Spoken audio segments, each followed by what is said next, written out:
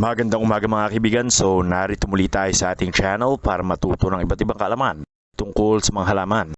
Ang paksa na ating pag-aaralan sa umagang ito mga kaibigan ay tungkol sa kung paano ba mapapabulaklak ang mga orchids.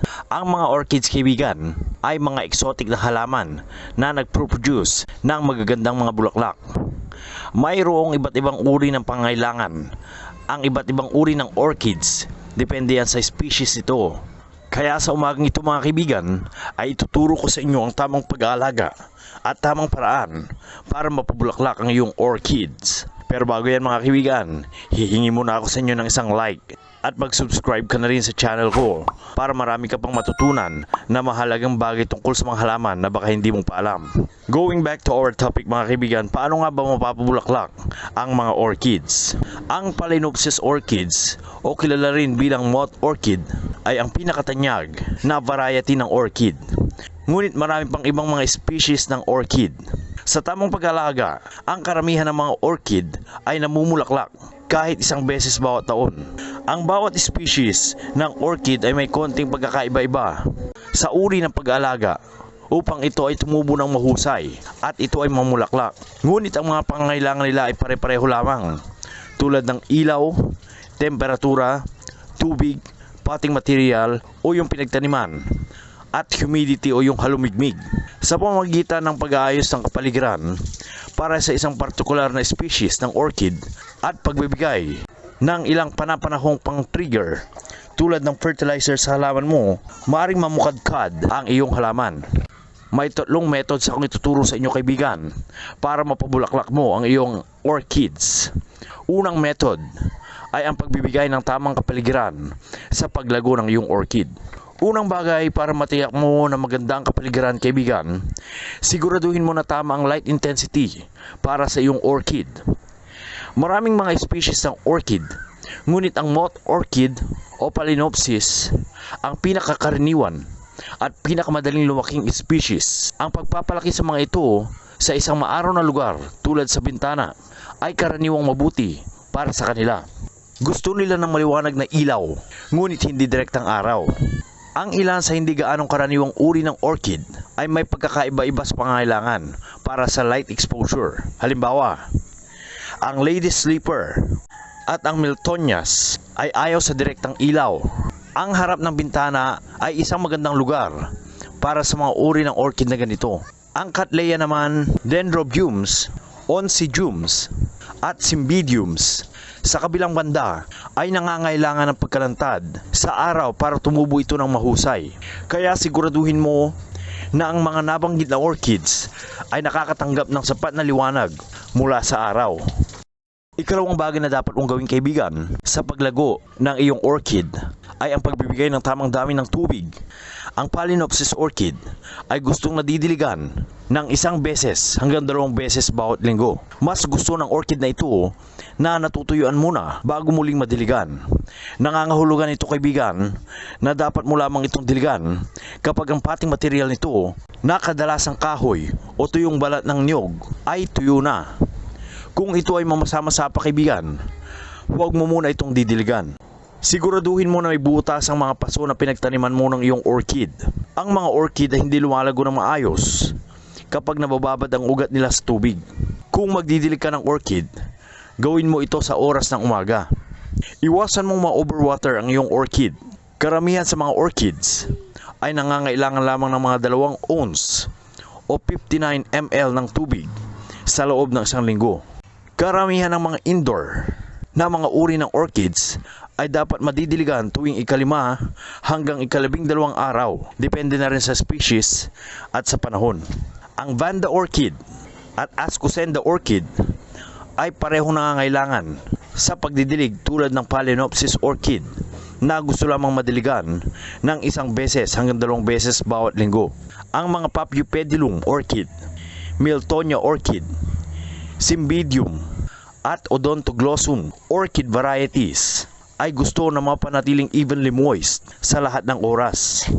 Ang Cattleya, Oncidium, Brassia at Dendrobium varieties ay gusto na mapanatiling evenly moist sa mga panahon ng kanilang paglaki. Ngunit sa iba pang panahon, Pagkatapos ng kanilang paglaki, ay nagbabago ang kanilang pangangailangan sa tubig at mas gusto nilang panatilihing tuyo sa pagitan ng pagdutubig o didilagan mo lamang ito kapag natuyuan ng pating material nito o yung pinagtiniman mo sa iyong orchid.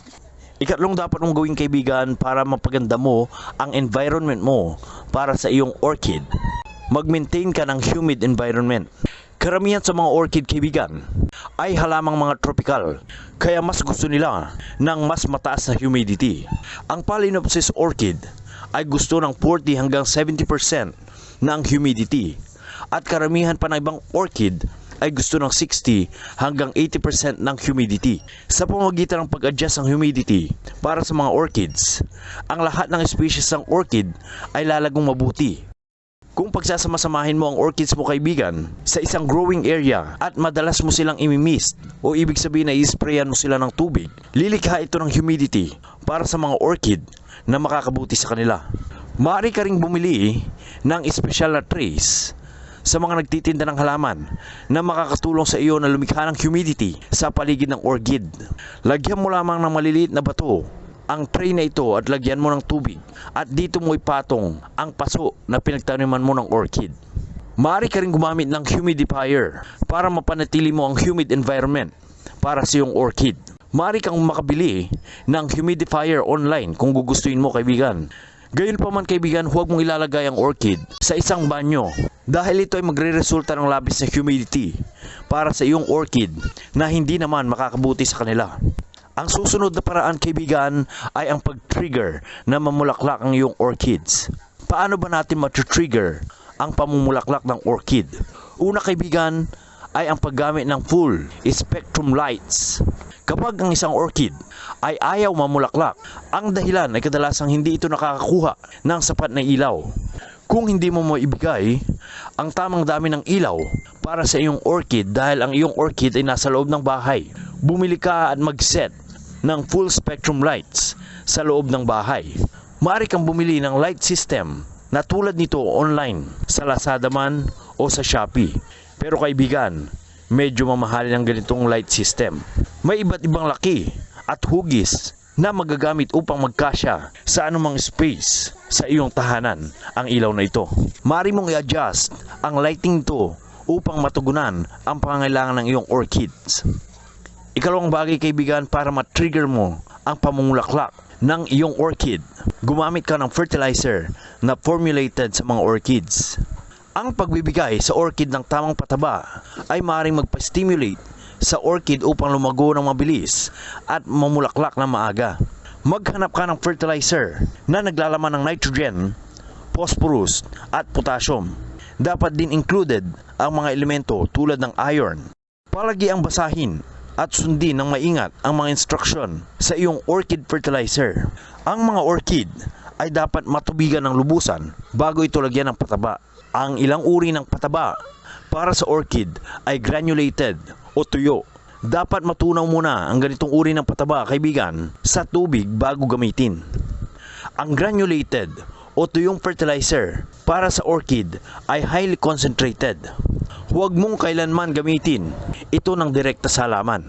Kapag ang granulated orchid fertilizer ay natunaw sa tubig, ibuhos mo ito ng direkta sa halaman. Ikatlong paraan para ma-trigger mo ang pamumulaklak ng iyong halaman ay sundin mo ang instruction kung gaano kadalas dapat i-fertilize ang iyong orchid. Ang ilang brand ng orchid fertilizer ay iminumungkahi na gamitin mo sa iyong halaman isang beses sa isang linggo. Habang ang ibang brand ng fertilizer naman ay nagbumungkahi na gumamit ka ng fertilizer isang beses kada buwan. Pero ito ang tandaan mo kaibigan, iba-iba man ang dalas ng paggamit ng fertilizer para sa iyong orchid, depende sa brand. Panatilihin mo pa rin na simple ang pag-fertilize mo ng iyong orchid upang mapanatili mo ang isang easy to maintain feeding routine sa iyong halaman. Pumili ka ng isang orchid fertilizer na ligtas kaibigan. Tandaan mo rin kaibigan na ang paglalagay ng sobrang pataba ay maaaring makasunog ng mga ugat at dahon ng orchid mo. At ang pagkasunog ng ugat ng isang orchid dahil sa pataba ay pipigil sa orchid para mag-produce ng mga bulaklak. Narito ang dapat mong gawin sa tamang pag-apply ng fertilizer sa iyong orchids. Basahin mabuti ang instruction para sa iyong partikular na pataba para sa orchid. Dahil maring may pagkakaiba-iba ang mga ito ng konti sa bawat produkto. Siguruhin mo na kapag maglalagay ka ng fertilizer, ito ay kapag ang mga bulaklak ng iyong orchid ay kumupas na o nawala na. Ito ay upang pasiglahin muli ang karagdagang pamumulaklak ng iyong orchid plant. Mag-apply ka uli ng pataba kapag lumitaw na ang mga bagong dahon at nagsimula ng lumaki ang orchid plant mo. Ikaapat na paraan para i-trigger mo ang pamumulaklak ng iyong orchid plant. I-ventilate mo ang lugar kung saan mo ilalagay ang iyong orchid. Ang tuyong hangin ay magiging dahilan na hindi mamulaklak ang iyong orchid. Ang mga orchid ay lumalago ng mahusay kung saan ang sariwa at moist na hangin ay malayang nagsisirculate sa orchid. Bagaman ang humidity ay kinakailangan ng orchid kaibigan, maaari din itong makapanira sa orchid kung hindi ventilated ng maayos ang lugar. Siguraduhin mo na ang hangin sa paligid ng orchid ay sariwa sa pamamagitan ng pagbubukas ng bintana o paglalagay ng isang ventilador sa lugar na pinagtaniman mo ng iyong orchid. Ikatlong method kaibigan na dapat mong gawin para makatulong na mapabulaklak mo ang iyong orchid ay ang pagsusuri sa iyong orchid. Suriin mo ang kulay ng dahon ng iyong orchid. Kung ang isang orchid ay hindi namumulaklak, ang dahilan ay halos palaging dahil hindi ito nakakakuha ng sapat na ilaw. Ang isa sa pinakamahusay na paraan upang malaman mo kung ang iyong orchid ay nakakakuha ng sapat na ilaw ay ang pagsusuri sa dahon nito. Ang isang malusog na orchid na nakakakuha ng tamang dami ng pagkalantad ng araw ay magkakaroon ng bright green na mga dahon. Kung ang mga dahon ay dark green, ang iyong orchid ay hindi nakakakuha ng sapat na ilaw. Ito ay dapat mong itapat sa isang mas maliwanag na lugar, tulad sa harapan ng isang bintana.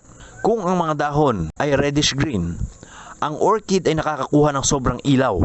Ito ay dapat mo namang ilipat sa isang lugar na hindi gaanong naarawan.